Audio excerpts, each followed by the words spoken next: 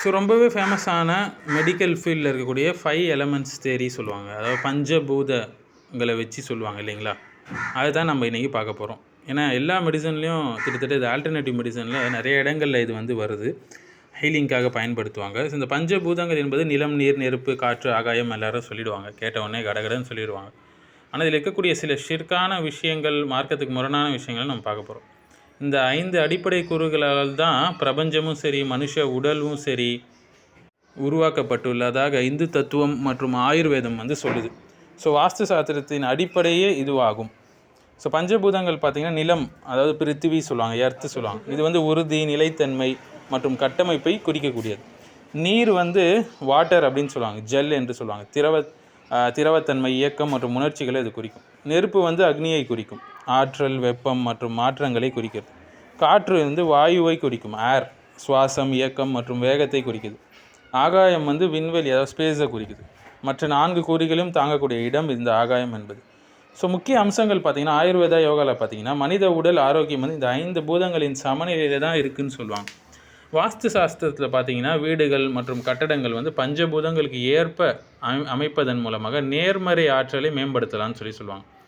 அடுத்தது பஞ்சபூத தலங்கள் சொல்லுவாங்க. இந்தியாவில் குறிப்பாக தமிழ்நாட்டில் சிவபெருமானுக்கு பஞ்சபூதங்களுடன் தொடர்புடைய 5 முக்கிய ஆலயங்கள் இருக்குதுன்னு சொல்லுவாங்க.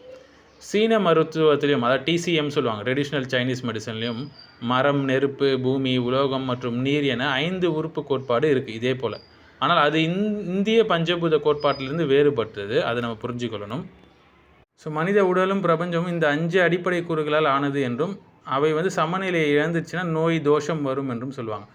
ஸோ மனுஷன் எதனால் படைக்கப்பட்டிருக்காங்கன்னா மண்ணிலேருந்து படைக்கப்பட்டிருக்காங்க. நாங்கள் ஒவ்வொரு உயிரையும் நீரிலிருந்து உருவாக்கணும் என்று எல்லாம் சொல்கிறோம். ஆனால் எங்குமே அல் குரானில் வந்து ஆகாயம் மனுஷனுடைய உடல் கூறு, நெருப்பு உடல் சமநிலை, காற்று ஆகாய சமநிலை சிகிச்சை என்றெல்லாம் எதுவுமே வரல. மனித உடல் அமைப்பை எல்லாம் அறியக்கூடியவனாக இருக்கான். மறைவான எனர்ஜி பேலன்ஸ் கோட்பாடு குரானில் கிடையாது. சமநிலை குறைந்தால் நோய் என்பது சரியான்னு கேட்டால், நோய் வருவது அல்லாவுடைய விதியை பொறுத்து உள்ளது. சில உடல் காரணங்களால் இருக்குது. நோயை குணப்படுத்துவன் அல்லாஹ் தான். மேலும் வாஸ்து சாஸ்திரம் வந்து ஷிர்க்குடைய அபாயம் இருக்குது. வீட்டு திசை தவறாக இருந்தால் அதிர்ஷ்டம் பாதிக்கப்படும், ஆரோக்கியம் பாதிப்பு ஏற்படுத்தும், கிரக ஆற்றல் தாக்கம் இருக்கும் என்றெல்லாம் சொல்லுவாங்க. அவர்கள் அல்லாவை விட்டு தமக்கு நன்மை தீமை செய்ய முடியாதவற்றை அழைக்கிறாங்க என்று அல்லாஹ் எச்சரிக்கிறான். 10வது அத்தியாயம் 18வது வசனம். ஸோ இது காரண பரிணாமத்தை அல்லாவை தவிர வேறு சக்தி கொடுப்பது, ஷிர்க்குக்கு இட்டு செல்லக்கூடிய விஷயம். அடுத்தது பஞ்சபூத தலங்கள் என்றெல்லாம் சொல்லுவாங்க தமிழ்நாட்டில். இது வந்து இஸ்லாமிய அக்கீதாவுக்கும் முரணான விஷயங்களாக இருக்குது. சைனீஸோடைய அந்த 5 எலமெண்ட்ஸ் வந்து would, fire, earth, metal, water பார்த்திங்கன்னா இது மெட்டாஃபிசிக்கல் மருத்துவ முறை. இஸ்லாமில் மருத்துவம் அனுமதி இருக்குது, ஆனால் ஷிர்க் அடிப்படையான கோட்பாடுக்கு அனுமதி கிடையாது. ஸோ பஞ்சபூத ஆன்மீக நம்பிக்கை என்பது அனுமதி கிடையாது. வாஸ்து நம்பிக்கை என்பது ஷிர்க்கு கிட்டு போகக்கூடிய அபாயம் இருக்குது. ஆயுர்வேதா பியூர்லி ஹெர்பல் மெடிசினால் இருக்குன்றால் அக்கீதா கலக்கலைன்னா அது வந்து அனுமதி இருக்குது நமக்கு. ஸோ அறிவியல் அடிப்படையான மருத்துவத்துக்கு அனுமதி இருக்குது. ஸோ இந்த 5 எலமெண்ட்ஸ் தியரி என்பது கிழக்கு மதங்கள் மற்றும் தத்துவங்கள் இருந்து வந்த ஒரு கருத்துங்க. ஒரு உலகளாவிய உயிர் ஆற்றல் இருக்குது, யூனிவர்சல் லைஃப் ஃபோர்ஸில் உள்ளது என்று அவங்க சொல்லுவாங்க. அந்த ஆற்றல் வந்து 5 கூறுகளால் ஆனதுன்னு சொல்லுவாங்க. காற்று, நிலம், நீர், உலோகம், நெருப்பு. இதை கட்டுப்படுத்துகிறது என்று நம்பப்படுது. இது ஜோசியம் மற்றும் பழமையான தத்துவ அடிப்படையில் அமைந்த ஒரு விஷயம். இது வெளிப்படுத்தப்பட்ட தெய்வீக வழிகாட்டலுக்கு, அதாவது வஹீக்கு, ரெவல்யூஷனுக்கு முரணானது. ஸோ இந்த கோட்பாட்டுக்கு உறுதியான அறிவியல் ஆதாரமும் கிடையாது. மேலும் இது இஸ்லாமிய அக்கீதாவுடைய கைபான விஷயங்கள் பற்றிய நம்பிக்கைக்கு அடிப்படைக்கு முரணாக இருக்குது. அல்லாஹ் தான் எல்லாவற்றையும் அறிந்தவனாக இருக்கிறான். ஸோ ஒரு மருத்துவம் படித்து கொண்டு இருக்கிறார், இந்த ஆல்டர்னேட்டிவ் சிஸ்டம் மெடிசன் படித்து கொண்டு இருக்கிறாரு, இல்லை ப்ராக்டிஸ் பண்ண போகிறார். அவர் என்ன செய்யணும் அப்படின்னா, இந்த பஞ்சபூத தத்துவத்தை கடந்து போனால் அவர் படிக்கணும் அப்படின்னா இஸ்லாமிய முறையில் மற்றும் தொழில்முறை ரீதியாக இதை எவ்வாறு அணுக வேண்டும் என்பதை நம்ம பார்க்க போகிறோம். ஸோ 3 விஷயங்களை தெளிவாக பிரித்து புரிஞ்சு கொள்ளணுங்க மனசில். முதலாவது மருத்துவ நுட்பம், அதாவது மூலிகைகள், உணவு பழக்கங்கள் மூலியமாக மாற்றங்கள். 2வது வந்து விளக்க முறை, பஞ்சபூதங்கள், சக்தி ஓட்டம். இது அடுத்தது அக்கீதா, நம்பிக்கை ரீதியான கண்ணோட்டம். 3வது தான் தௌஹீத் மீது பாதிப்பை ஏற்படுத்தும். ஃபார் எக்ஸாம்பிள் எப்படி சொல்கிறோன்னா, பழங்கால மருத்துவ முறைகள் நிறைய வந்து நோய்களை விலக்கியிருக்கு. இப்போ கிரேக்க மருத்துவம் பார்த்திங்கன்னா 4 ஹியூமர்ஸ் பற்றி பேசுது. சீன மருத்துவம் 5 எலமெண்ட்ஸ் பஞ்சபூதங்கள் பற்றி பேசுது. இந்திய மருத்துவம் வந்து தோஷங்களை பற்றி பேசும். ஸோ நவீன மருத்துவம் வந்து இதற்கு பதிலாக உடலியல், நோயியல், உயிரில் இருக்கக்கூடிய ரசாயனம் போன்றவற்றை பயன்படுத்துது.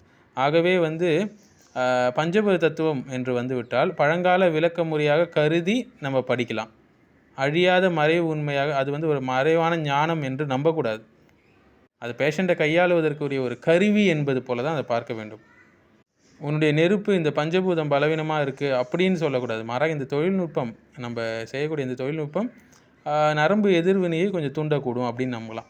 அக்கீதா ரீதியாக பார்த்திங்கன்னா எப்படி நம்ம அணுகணும்னா, பஞ்சபூதங்கள் விதியை கட்டுப்படுத்துதுன்னு நம்பக்கூடாது. உலகியல் உயிர் சக்தி வந்து சுகாதாரத்தை நிர்ணயிக்குது என்று நினைக்கக்கூடாது. மறைவான சக்தி ஞானம் வந்து அது தனியே அதுவே நன்மை கொடுக்கும், கேடை ஏற்படுத்தும், அல்லாஹ்வுடைய நாட்டம் இல்லாமல் அப்படின்னு நம்ம நம்பக்கூடாது. ஏன்னா மறைவான விஷயங்களை அல்லாஹ் மட்டுமே கட்டுப்படுத்துவோம். பஞ்சபூதத்துடைய அந்த தத்துவத்தை நம்ம ஏற்றுக்கொள்ளக்கூடாது. மாறாக மெடிக்கல் ஃபீல்டில் சிலது சிம்பாலிக்காக, சில மாடல் சிம்பாலிக்காக இருக்கும், சிலது ஹெரிஸ்டிக்காக இருக்கும், சிலது ஹிஸ்டாரிக்கலி இன்னெரிட்டடாக இருக்கும். அந்த ஃபிலாசபியை அவர் முழுமையாக அக்கீதாவாக ஏற்றுக்கொள்ளாமல், முழுமையாக அதை நம்பாமல், ஜஸ்ட் ஒரு கம்யூனிகேஷனுக்காக அவர் அதை யூஸ் பண்ணிக்கொள்ளலாம்.